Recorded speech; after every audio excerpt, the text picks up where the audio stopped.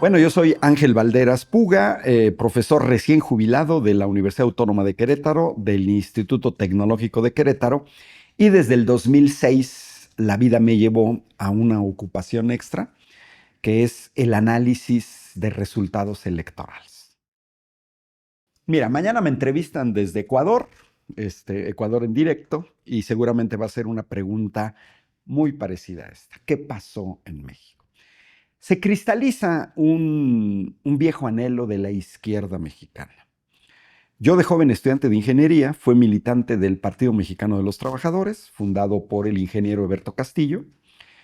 En la Declaración de Principios de 1974, cualquiera lo puede consultar, punto número 3, la izquierda mexicana pedía elección de jueces y magistrados por voto popular. Hace 50 años, la izquierda mexicana ya planteaba algo de lo que vimos el pasado domingo. De manera más reciente, en el sexenio pasado, al inicio del sexenio pasado, Andrés Manuel López Obrador hace una invitación muy respetuosa al Poder Judicial: autorrefórmense. Lo intentó Arturo Saldívar Lelo de la Rea. No pudo, porque el grupo faccioso que controlaba la Suprema Corte de Justicia de la Nación se negó, obstaculizó el proceso. Pasó todo el sexenio y el Poder Judicial no intentó ni siquiera autorreformarse. 5 de febrero del año pasado, 2024, Andrés Manuel López Obrador presenta la iniciativa de reforma al Poder Judicial, previo al proceso electoral de junio de 2024. Esto es muy importante porque era el plan C. El plan C de Andrés Manuel, que fue muy bien explicado a la población, era: gobernamos el primer sexenio de la 4T sin mayorías calificadas, ni en la Cámara de Diputados, ni en la Cámara de Senadores. En julio de 2018, Morena y aliados no ganaron la mayoría de los congresos estatales. Se quedaron así, porque ganaron la mayoría en 16. Sin embargo, en las elecciones intermedias de 2021, Morena sí logró esa mayoría, pero no en el Senado y no en la Cámara de Diputados. El plan C y la propuesta de Andrés Manuel: en febrero de 2024, mexicanas y mexicanos, en junio del año pasado, sabíamos que se nos estaba pidiendo apoyar a la coalición Seguiremos Haciendo Historia dentro de un amplio programa. Uno de los aspectos era la reforma al Poder Judicial. Y la gente otorgó esas mayorías. En el Senado costó trabajo, fue a posterior, era natural, desaparece el PRD, pierde el registro, era natural que un senador y una senadora del PRD quedaron huérfanos, de manera natural se acercaron a Morena. Pero bueno, hoy podemos decir que al tener la mayoría calificada, la propuesta de Andrés Manuel López Obrador fue aprobada en el Congreso, fue aprobada en el Senado y fue aprobada por más de 17 congresos estatales. ¿Qué tuvimos entonces? Una reforma judicial legal, legítima y democrática. Se cumplieron todos los requisitos legales. Legítima porque no hubo agenda oculta. A diferencia de la reforma educativa de Peña Nieto o de la ley del ISSSTE de Felipe Calderón en 2007, que nunca fueron anunciadas en periodo de campaña electoral, el plan C y la reforma al Poder Judicial formó parte del programa de la doctora Claudia Sheinbaum de manera explícita, transparente, quedó por escrita en el programa de acción de Morena, elaborado y aprobado por su Consejo Nacional. Entonces, lo que tuvimos en junio es de este último proceso del PMT, 50 años, toda la izquierda, del sexenio de Andrés Manuel López Obrador. Y en el último tramo, pues lo que vimos fue que cuando Andrés Manuel pone su iniciativa, invita al Poder Judicial y a los opositores a discutir sobre ella. Hicieron el vacío, porque la oposición y el Poder Judicial, que ya se va el 1 de septiembre, le apostaron a que no iba a haber plan C. a que Morena y aliados no iban a obtener la mayoría. A eso le apostaron. Cuando se dan cuenta que sí se obtiene, intentaron presionar al INE, al Tribunal Electoral del Poder Judicial de la Federación, se fueron a quejar con organismos internacionales porque querían cambiar las reglas del juego después de la votación, para impedir que Morena tuviera la mayoría calificada de acuerdo a las reglas vigentes en el momento de la elección. Y entonces el domingo pasado, 1 de junio, se cristaliza todo este íter en donde la propuesta de Andrés Manuel López Obrador de reforma judicial es aprobada. Y bueno, entra el INE, se organiza el proceso electoral, llegamos a este proceso inédito, todas y todas nos tuvimos que acostumbrar a un nuevo método de votación con boletas que nunca habíamos tenido en nuestras manos, pero como todo proceso que haces por primera vez en la vida, siempre hay una cauda de cosas que tienes que aprender. Es imposible que salga de manera perfecta. Hay 3 países en el mundo que eligen de manera regular a sus jueces. Estados Unidos, que elige a la mayor parte de sus jueces, son elegidos por voto popular. Está Suiza y está Bolivia. O sea, un país anglosajón, un país europeo y un país de América Latina. Y Japón, país asiático, tiene la revocación de mandato de su poder judicial cada 10 años. Lo mismo que está aquí en la reforma, que incluyó la revocación de mandato. Así es que México se encamina con estos países en los que sí se eligen integrantes del poder judicial por voto popular. Mira, el abstencionismo se puede ver de varias maneras. Primero, yo que observo, la derecha mexicana se dividió. Tenemos el caso del coordinador del PAN en el Senado, Ricardo Anaya, llamando a no votar. Dijo, yo no voy a votar y llamo a no votar. Él puede hacer lo que quiera. Salió Guadalupe Tadei, presidenta del INE, a decir que no es legal que tú digas que la gente no salga a votar. Tú puedes no salir a votar, pero promover el no voto, eso ya estamos en la frontera de lo ilegal. Pero por otro lado, yo que vengo de Querétaro, tengo las pruebas que el PAN participó en el proceso electoral con un gobernador panista, Mauricio Curi. Y lo mismo sucedió en otros estados, denunciaron a Samuel García en Nuevo León, y seguramente uno de los estados donde más se votó fue Coahuila, gobernado por el PRI. Entonces, ¿qué fue lo que pasó? Se dividieron en 2 bloques. No votar, promover el abstencionismo, los que marcharon aquí en Reforma en vez de ir a votar. Y los que sí salieron a votar. Pero, pues pagan las consecuencias. O sea, la verdadera razón es que ellos sabían que saliendo a votar habrían perdido. Los números no mienten. La presidenta Claudia Sheinbaum gana en junio del año pasado con 36 millones de votos. El PAN obtiene 9.6 millones de votos. El PRI 5.7 millones de votos.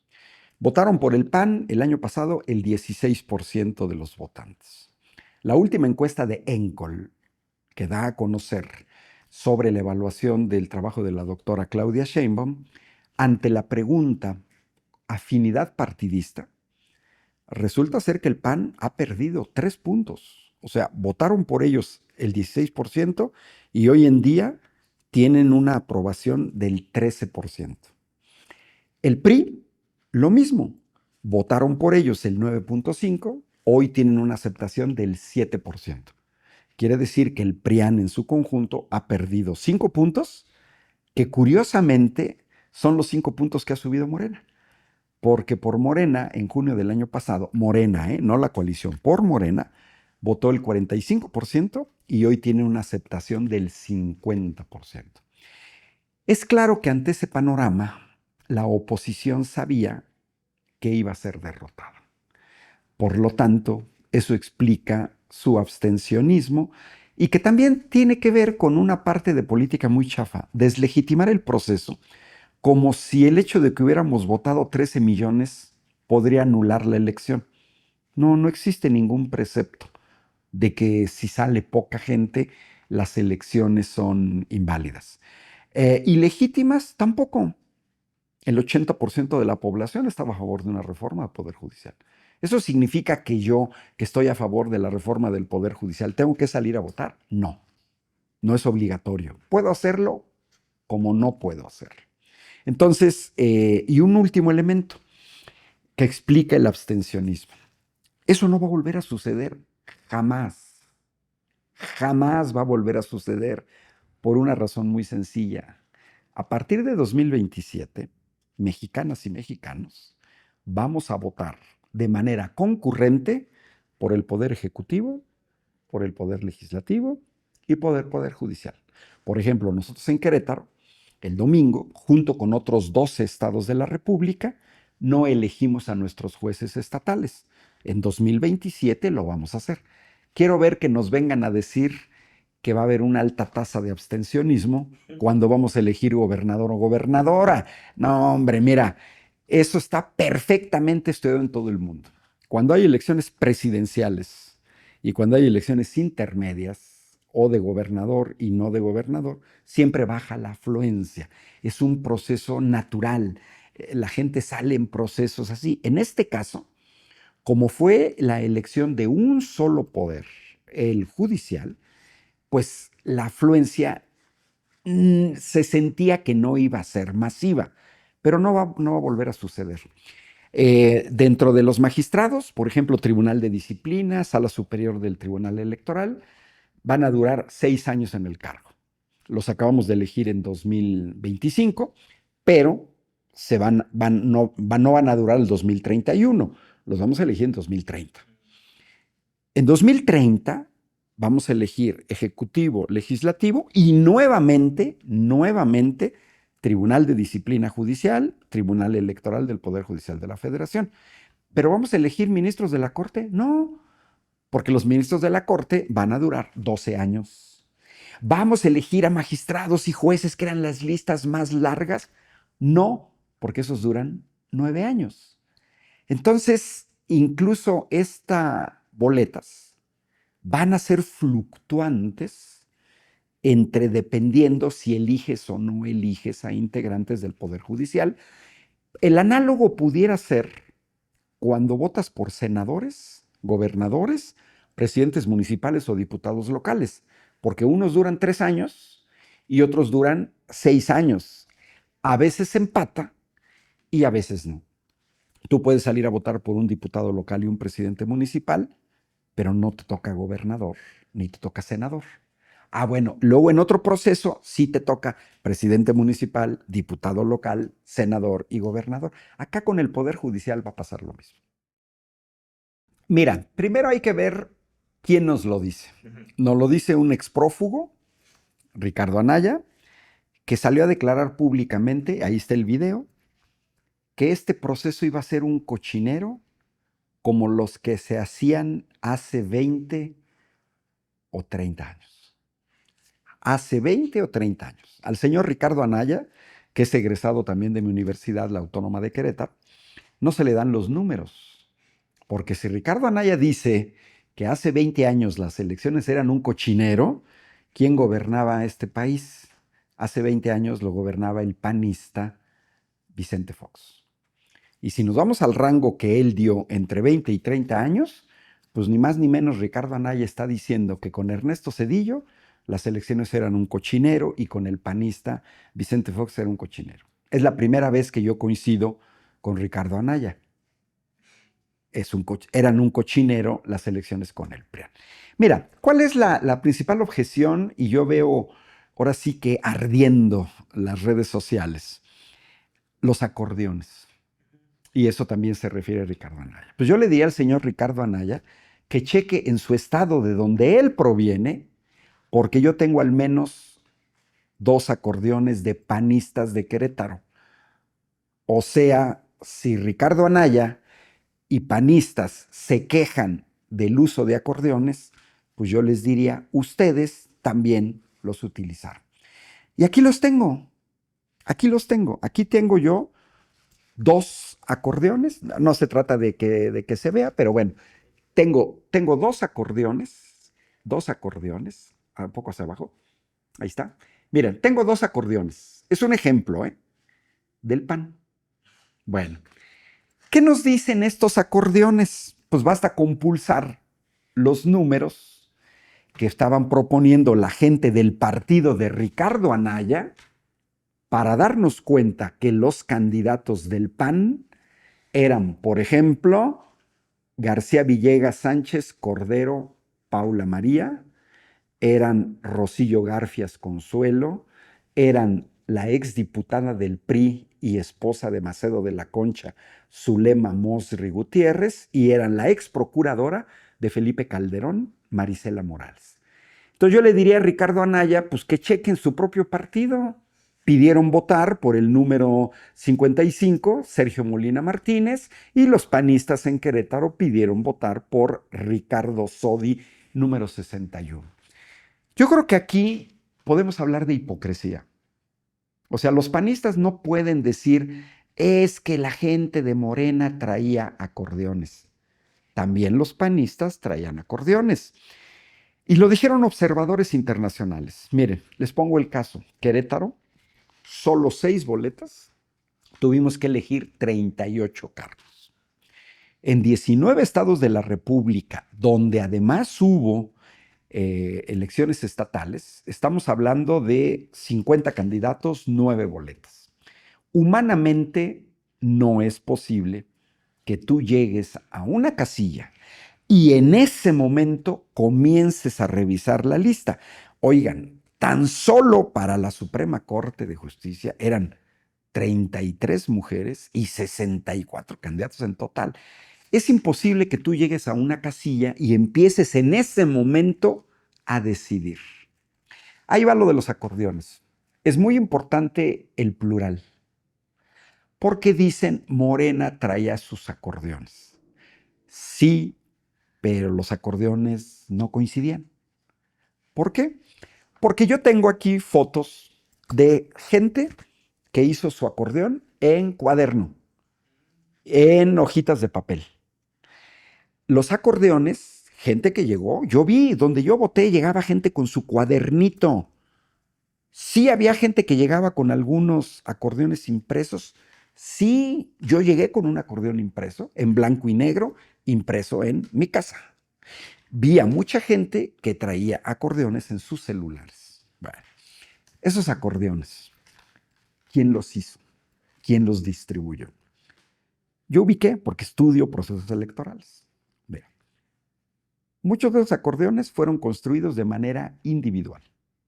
O sea, cada quien, me da risa, por ejemplo, la dramaturga Sabina Berman, que dice que este proceso no se cumplió el requisito de saber por quién iba a votar.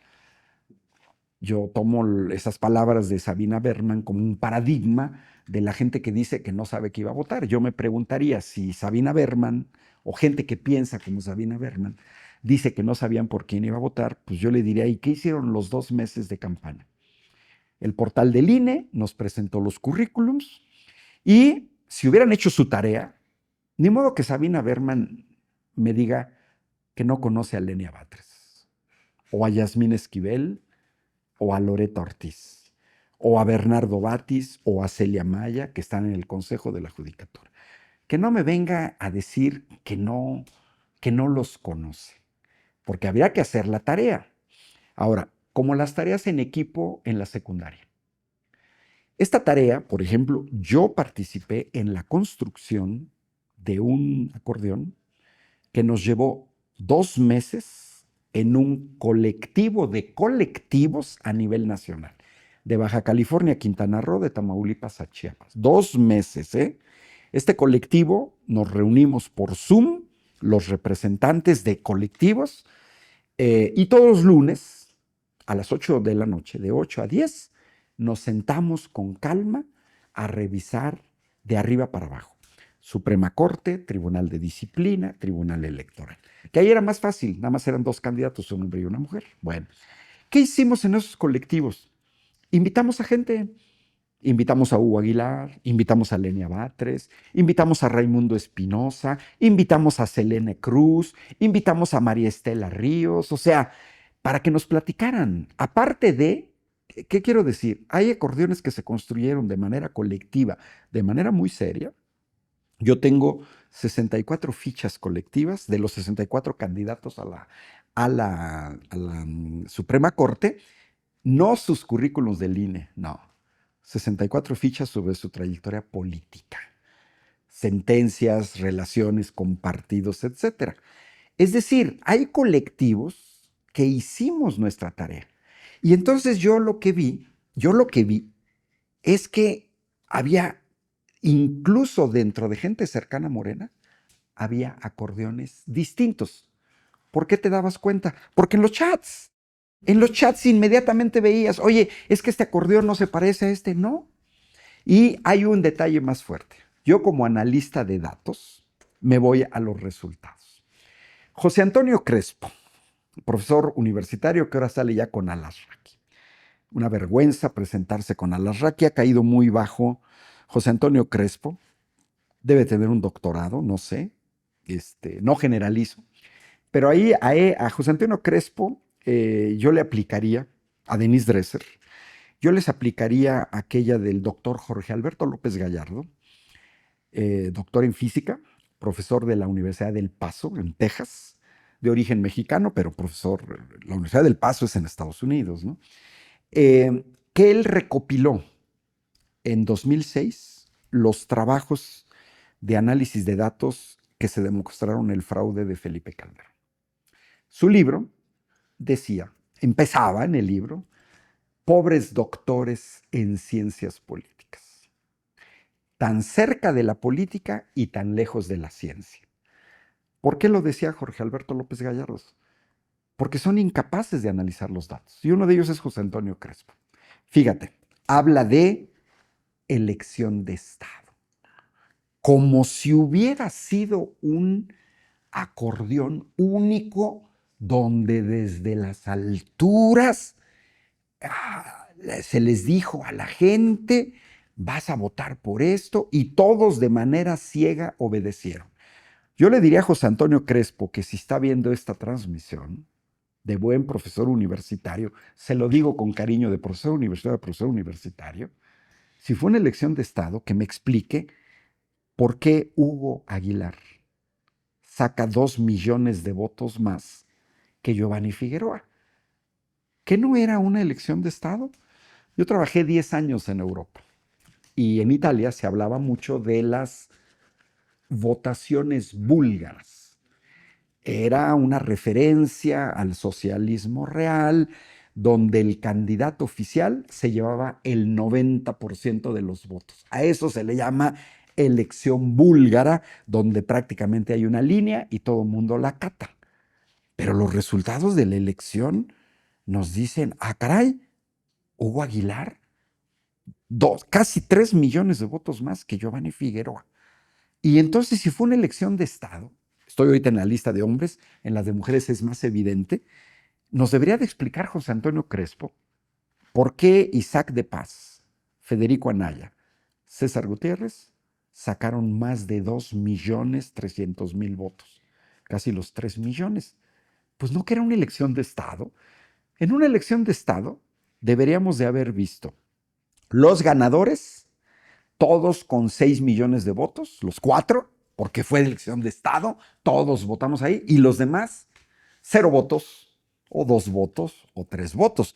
Pero si uno revisa para abajo, yo aquí nada más tuve los 10 primeros, y además todavía no en la votación final, pero veo a Raimundo Espinosa, Edgar Corso, Ulises Carlín con 800,000 votos. Entonces, hay algo que no checa. Y si nos vamos en las mujeres, es todavía más evidente.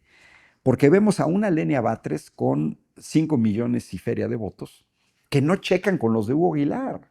O sea, no, ¿cuál elección de Estado? Y luego vemos que en el caso de los hombres, los que quedaron en segundo, tercero y cuarto, sí andan alrededor de los 300,000 y feria.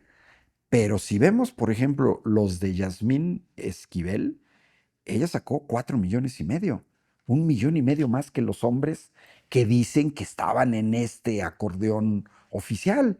O Loreto Ortiz sacó 300,000 votos menos que Yasmín Esquivel. María Estela Ríos, 4 millones. O sea, 500,000 votos menos que Yasmín, y por no decir los de Lenia. Y la otra que quedó, Sara Herrerías, quedó apenas con 270,000. Pero vemos abajo Natalia Telles, que superó tranquilamente los 2 millones. Y luego vemos a Fabián Estrada con 1,600,000, Marisol Castañeda, 1,500,000, Selene Cruz Alcalá, 1,500,000, etcétera. No checa, mira, es algo muy patito porque nada más están viendo los que ganaron, los votos de los que ganaron. No están viendo los votos de los que no ganaron. Yo, por ejemplo, hice público mi sentido de mi voto. Subí mi acordeón, que era colectivo. O sea, colectivo. Este colectivo, cada quien subió el acordeón, que era el mismo de nosotros, y uno lo puede comparar con los ganadores. Te lo puedo decir, a mí no me da pena. Mira, por ejemplo, nosotros votamos por Hugo Aguilar, sí. Por los otros 3 que ganaron, no. Pero sí votamos por el quinto, por el sexto lugar. Y luego por el que quedó en octavo lugar. ¿Por eso decimos que hubo fraude? No, porque esa es la otra cantaleta. Nosotros pedimos el voto, bueno, quisimos votar por Lenia Batres, sí. Votamos por María Estela Ríos, sí. Pero también votamos por Natalia Telles, que quedó en sexto, y por Selene Cruz, que quedó en noveno lugar. O sea, no checa porque yo al menos tengo 30 acordeones distintos, circulando en grupos pro Morena. ¿Qué es la diferencia? ¿Cómo te organizaste? Es natural que si yo construyo un acordeón personal y me lo quedo, es con ese voy a la casilla. Pero ¿qué fue lo que pasó? Colectivos. Primer colectivo pequeñito de lo que yo chequé. La familia. Hubo quien hizo así y luego la familia se sujetaron a ese acordeón. Los vecinos, los colectivos. Les puedo contar una anécdota estuve en una reunión en un municipio de Querétaro y llegó una compañera con unos cuadernitos impresos con las plantillas impresos en color e idénticos a la boleta de votación. Pero una cosa que vi, todos en blanco. No traían impreso ningún número. Era una reunión como de 80 personas.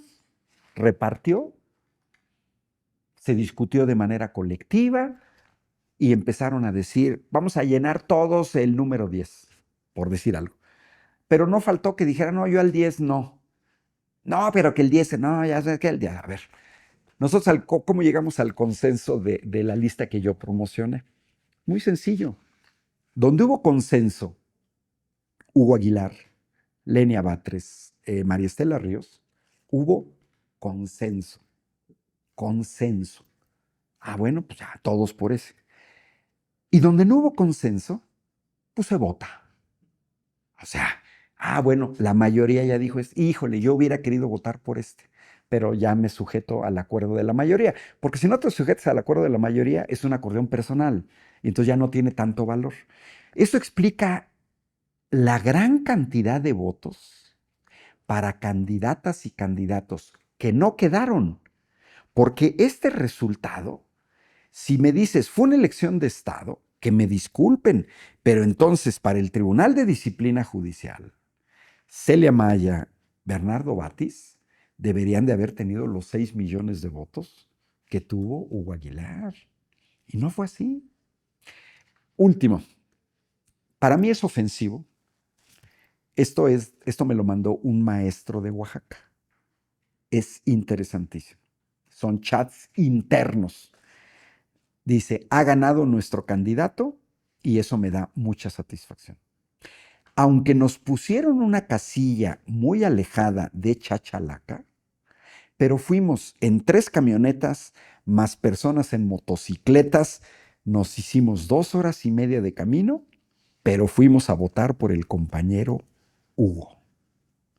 2 horas y media de ida para ir a votar, 2 horas y media de regreso.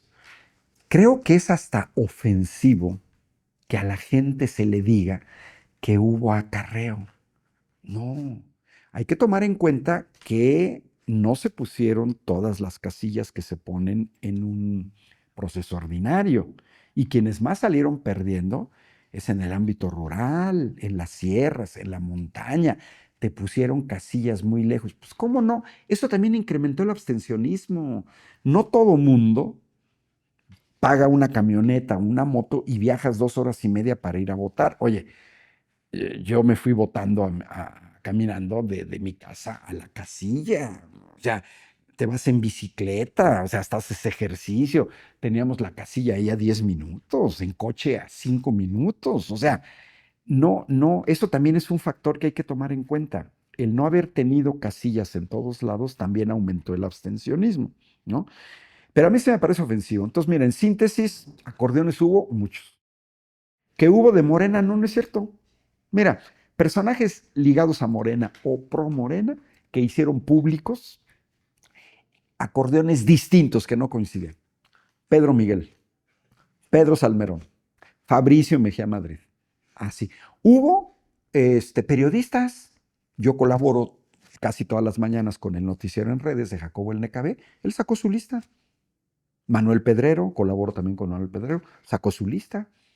O sea, hubo comunicadores que dijeron, sacó su lista.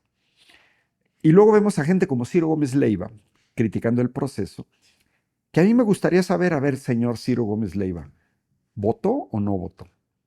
Estoy seguro que no votó. Porque si fue a votar, ¿cómo fue a votar? ¿Cómo fue a elegir a 50 personas?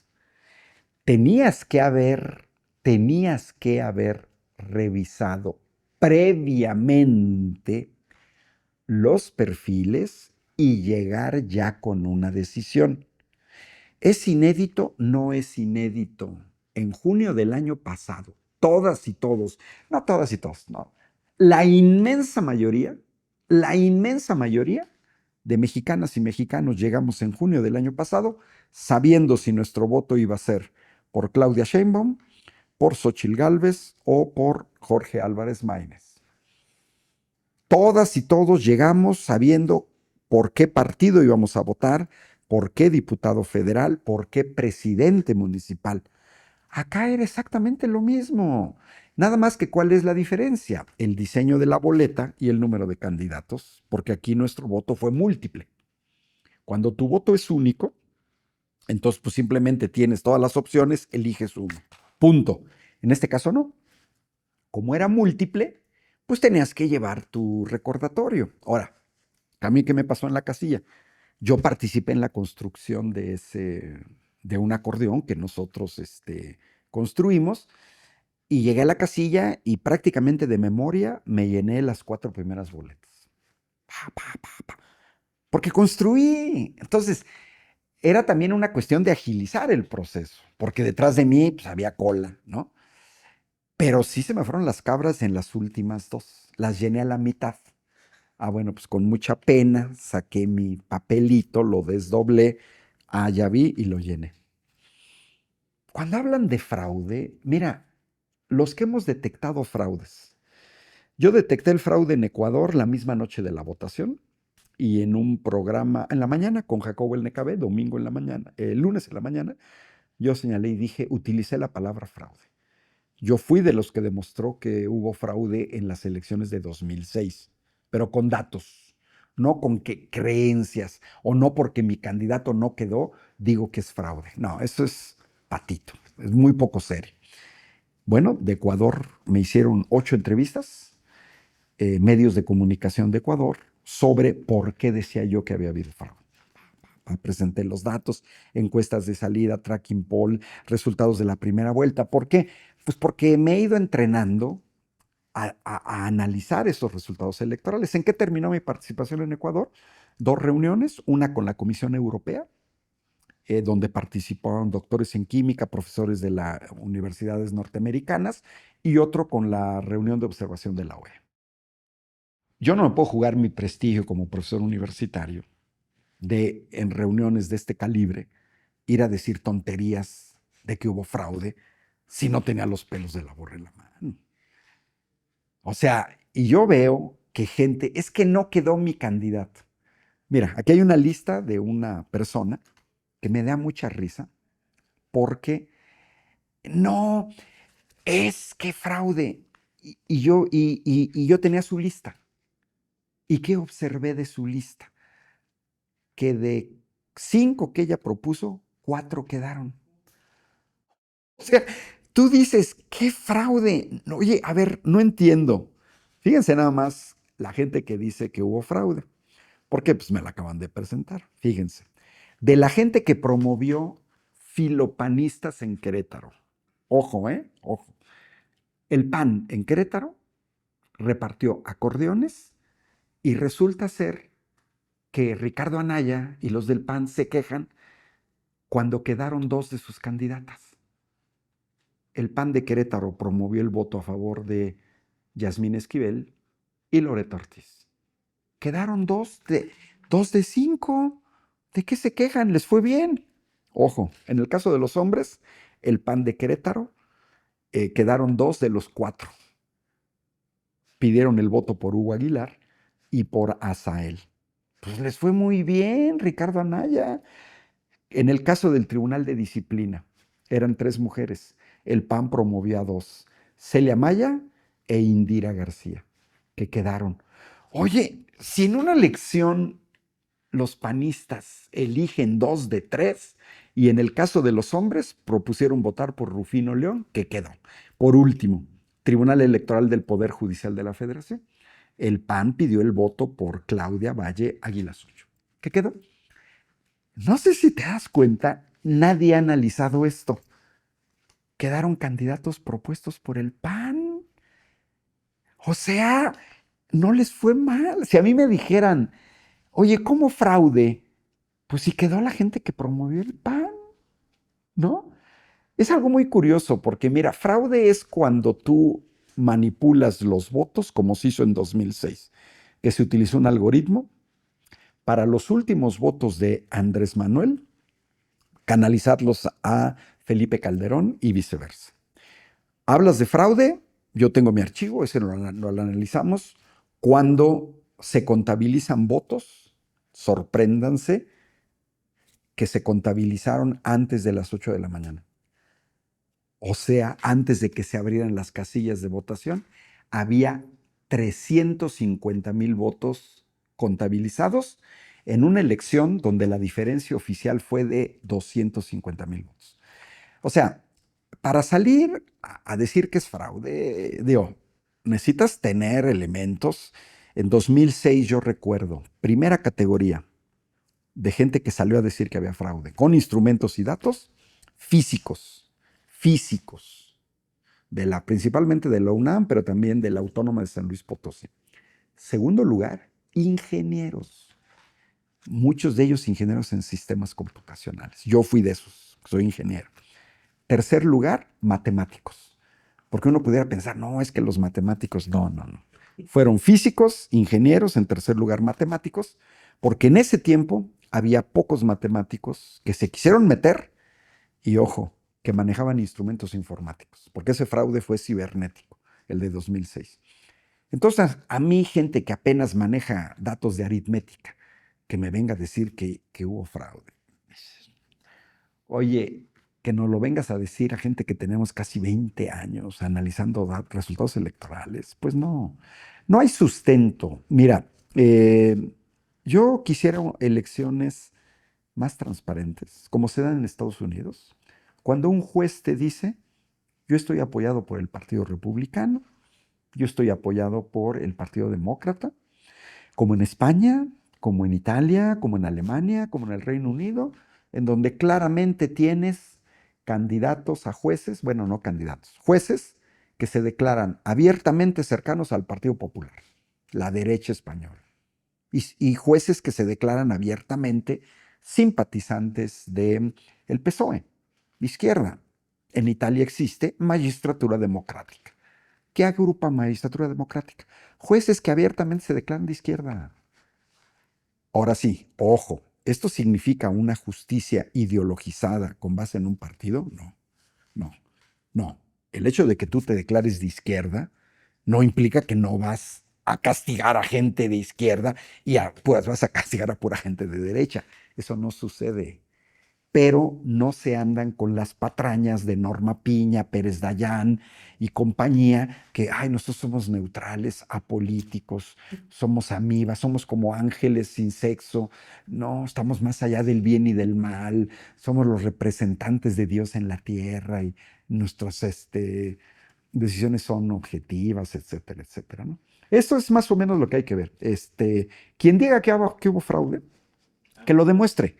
Que la gente llegó a votar con un acordeón, eso no es fraude.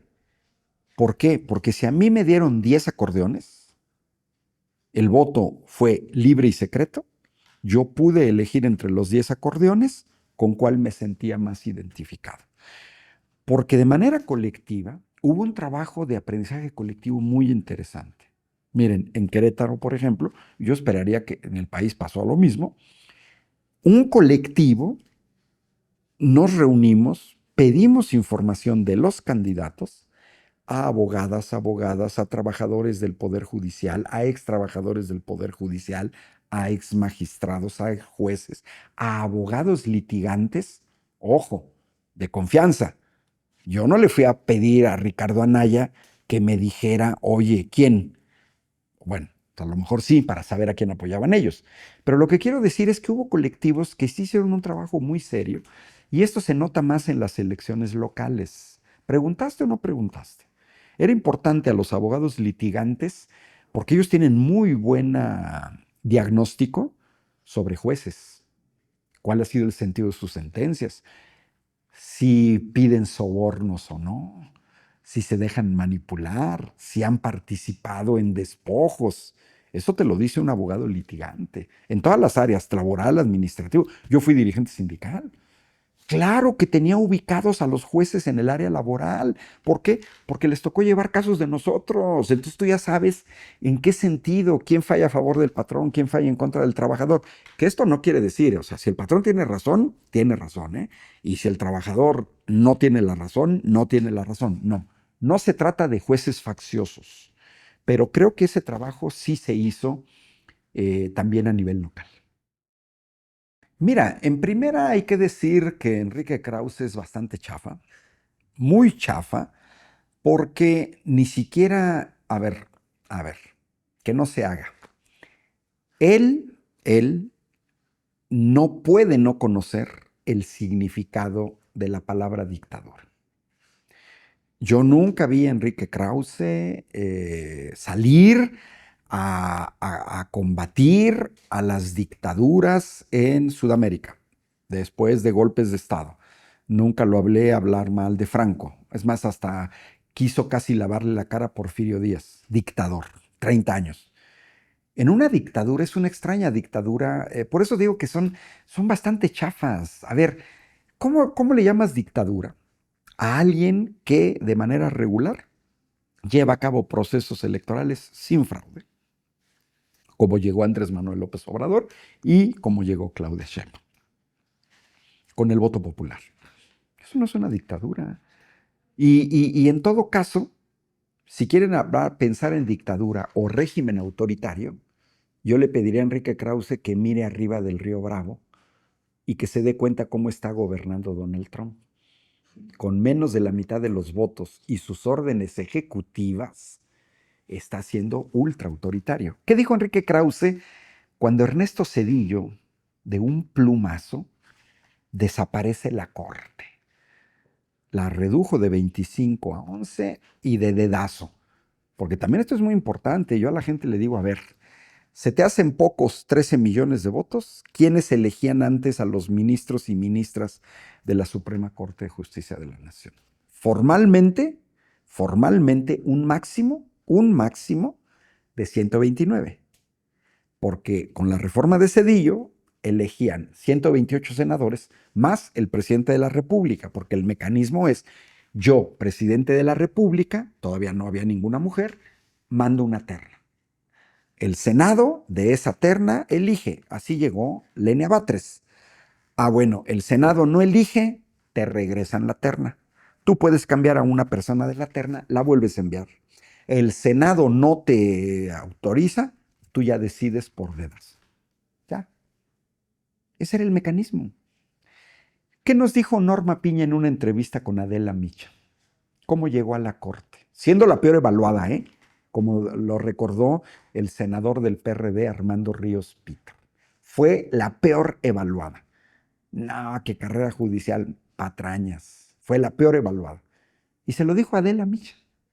Fue a una entrevista con Enrique Peña Nieto, el presidente, no le hizo ninguna pregunta de tipo jurídico y ya quedó de ministra de la Corte.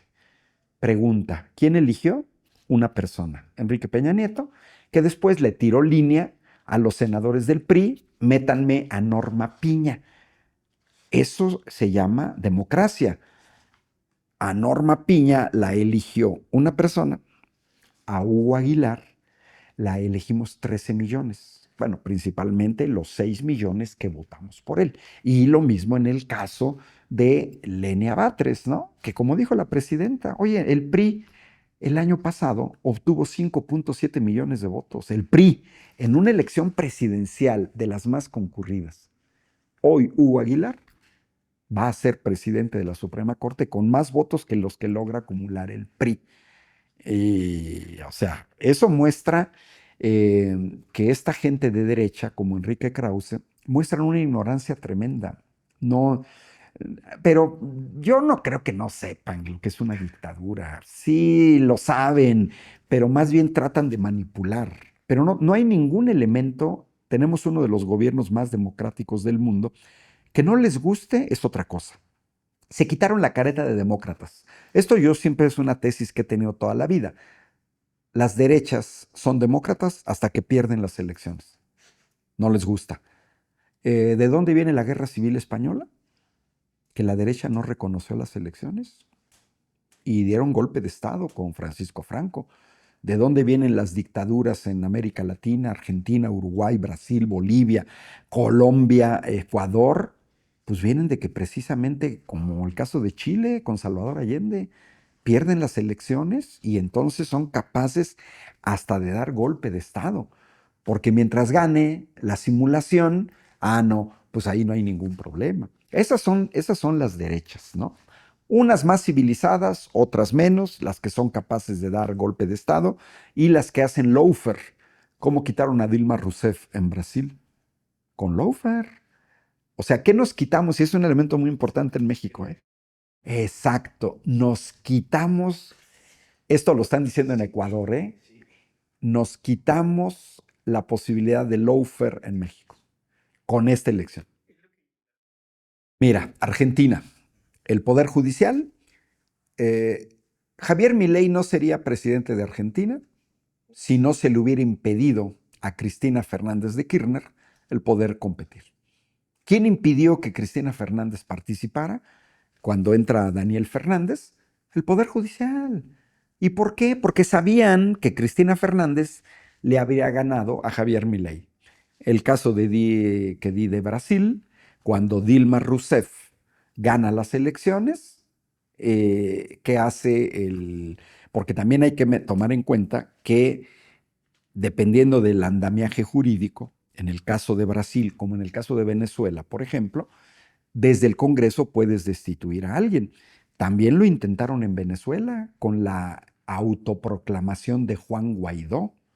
Entonces, los poderes judiciales lo intentaron hacer en Guatemala contra el movimiento Semilla. ¿Quién? El Poder Judicial. En Ecuador acaba de haber un fraude más que evidente. ¿Quién lo avala? El Poder Judicial. ¿Quién avaló el fraude electoral de Felipe Calderón en 2006? ¿El IFE?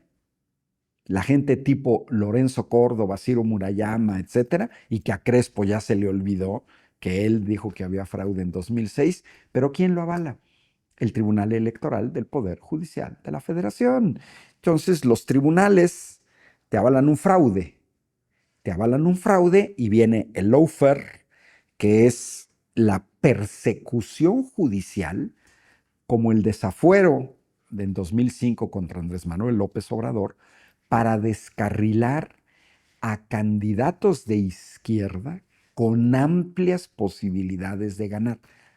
pero para eso requieres tener al Poder Judicial de tu lado o para servir a intereses extranjeros, como el juez Juan Pablo Gómez Fierro, que no se presentó del Tribunal de Competencia Económica o Justicia Administrativa, algo así, o el caso de Pérez Dayán y de Lainez Potisek de la misma Norma Piña, que tiran la ley de la industria eléctrica para favorecer intereses extranjeros. O sea, sirven a intereses extranjeros.